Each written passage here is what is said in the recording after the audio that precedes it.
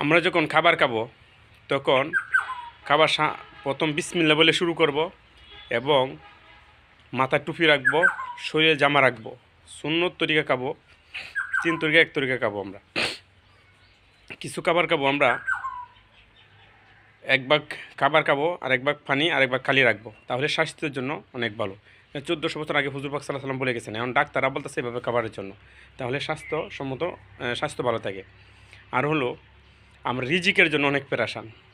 আমরা যারা রেস্টুরেন্টে, বিভিন্ন হোটেলে রেস্টুরেন্টে খাওয়া দাওয়া করি, অনেক খাবার নষ্ট করি। কারণ অল্প খাবার খাই আর অনেক খাবার নষ্ট করি, রেখে দিই। এই খাবারের জন্য আজকা কত মানুষ কষ্ট করতেছে। আবার কি ভালো উন্নত ধরনের খাবার নষ্ট করি। আমরা যেটা হোটেলে রেস্টুরেন্টে যাই, তাহলে আমরা কিন্তু মোটামুটি ভালো খাবারই খাই, সাধ্য অনুযায়ী ভালো খাবার খাই। এই খাবার আমরা অল্প খাই আর বাকিটা রেখে দিয়ে নষ্ট করি। এভাবে খাওয়া ঠিক না ভাই। কত মানুষ খাওয়ার জন্য কষ্ট করতেছে, খাবার পাইতেছে না। আর আল্লাহ তাআলা আমাকে রিজিক দিছে, এত রিজিক দিছে, আর আমি এই রিজিক নষ্ট করতেছি, অপচয় করতেছি। আমি তো শয়তানের, যে ব্যক্তি অপচয় করে সে হলো শয়তানের ভাই। তো অপচয় করা ভালো না।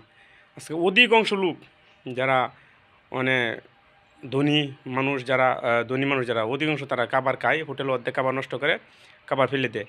কিন্তু অনেক মানুষ যে খাবার না পাইতেছে না, খাবার কষ্ট করতেছে, এটা একবার বিবেচনা করে না। আর এভাবে খাওয়া ঠিক না। তারপরে এই যে আমরা এই রিজিকের পেরাশানি করতেছি আর আজকে আমরা খাবার নষ্ট করতেছি, কোনো চিন্তায় আসে না। আর খাবো আমরা মানে পুরা সুন্দর করে খাবো, আমার পরিমাণ মতো যতটুকু লাগে খাবো। বাট কি করব, প্লেটগুলি চেটে খাবো, আঙ্গুলগুলি চেটে চেটে খাবো। তাহলে কি বলছে হুজুর পাক সাল্লাল্লাহু আলাইহি ওয়াসাল্লাম, বলছে যে ব্যক্তি প্লেট চেটে গেল, আঙ্গুলগুলি চেটে চেটে গেল, তাহলে এটা হজমের জন্য ভালো কাজ করে, উপকার আসে।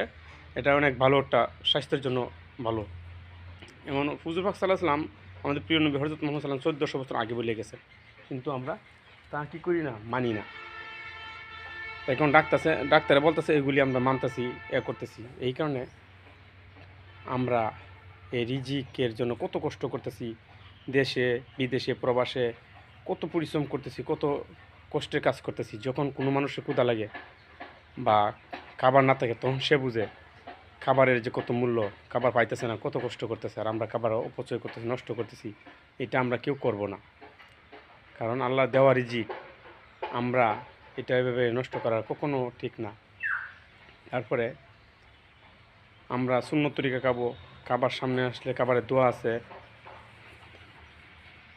কারণ এইভাবে যদি আমরা খাবার দাওয়া করি, খাই, তাহলে এটা বরকতময় খাবার হবে। কারণ আর এই খাবার কি আমি আল্লাহ তাআলার হুকুম, যে এই রিজিক আল্লাহ তাআলা দিতেছে, এই রিজিককেই আমি কি করব, আল্লাহ তাআলা ইবাদত বন্দেগী করব। আর এই খাবারটাই আমার শরীরের জন্য, স্বাস্থ্যের জন্য খুব স্বাস্থ্যসম্মত হবে, ভালো হবে। আর আজকে আমরা খাওয়া দাওয়া করতেছি কেমনে, কুকুরের মতন। মানে মানুষ যে আমি আশরাফুল মাখলুকাত, আমি যে মুসলিম, আমার মুসলমান অনুযায়ী আমি মুসলিম, সেই অনুযায়ী আমি খাবার খাইতেছি না। আমি কুকুর বিড়ালের মতন, ইহুদি নাসারা খ্রিস্টানদের মতো খাবার খাইতেছি। কারণ যেভাবে আমি খাবার খাই, এইভাবে খাবার খাইলে কেউ বলবে না যে আমি মুসলমান। ইহুদি কালচারের মতন, খ্রিস্টানদের মতো, হিন্দুদের নাসারাদের মতন খাবার খাইতেছি কেন? আমার তো খাবার হবে, আমি একজন মুসলিম। আজকে আমি নামে মুসলিম, আসলে আমি নামে মুসলিম, কিন্তু আসলে আমার কার্যকলাপ সব আমি ইহুদি খ্রিস্টান নাসারাদের মতন হইতেছে, ইহুদিদের মতন হইতেছে কেন? আজকে যদি আমি সঠিকভাবে আল্লাহর হুকুম নবী সুন্নত খাওয়া দাওয়া চলাফেরা সব কিছু করতাম, তাহলে আজকে আমার ইসলামকে আমি সুন্দরভাবে আরও ভালোবাসতাম, ইসলামকে আরও সুন্দরভাবে তুলতে পারতাম। আমার থেকে আরও মানুষ দেখতো, শিখতো, শুনতো। আজকে আমি মুসলমান, আজকে আমার থেকে ইসলাম চলে যাইতেছে, সুন্নত চলে যেতে, হুকুম চলে যেতেছে। আজকে আমাদের অভাব অনটন শেষ নাই। কারণ কেন? আল্লাহর হুকুম নবী সুন্নত তরিকা, আমার খাওয়া দাওয়া, ব্যবসা বাণিজ্য কোনো কিছুই হয় না। কিন্তু এই কারণে আমাদের অভাব অনটন, আপদ বিপদের শেষ নাই। ইনশাল্লাহ আমরা সবাই আল্লাহর হুকুম নবী সুন্নত তরিকা খাওয়া দাওয়া করব, তাহলে স্বাস্থ্যের জন্য ভালো, আমার সব হবে, অনেক ভালো হবে। কারণ